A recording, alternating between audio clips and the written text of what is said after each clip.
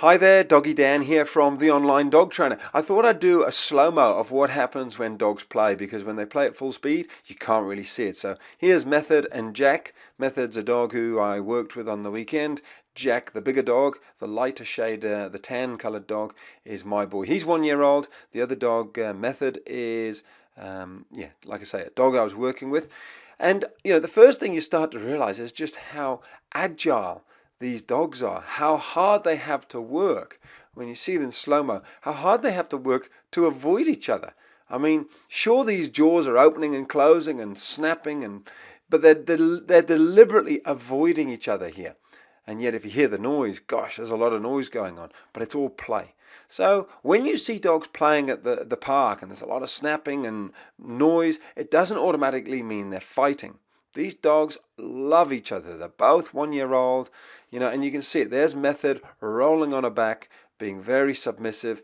Jack's loving it as well. And all this air biting around the face is all just play. It's almost like a father and son would play, or two boys would play, or even girls might play fight. But it's just about physically exerting yourself, having fun. It's like role play, but you're making sure the other person doesn't get injured. I mean, Jack has to work so hard not to actually stand on dear little Method here as she rolls onto her back. And that's what it's all about. They're exerting so much energy in avoiding each other. It's almost like a wonderful dance when you see it in slow-mo. So there's a lot of mouthing, mouth air snapping, but there's actually no injuries, no biting actually takes place.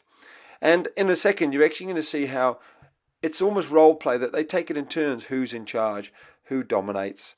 Because in a second what happens is Method actually puts Jack on his back. He actually encourages it, and it's her turn to sort of jump all over him. But just the flexibility of these dogs, we don't appreciate it in full speed. And we also don't appreciate how it's almost all choreographed.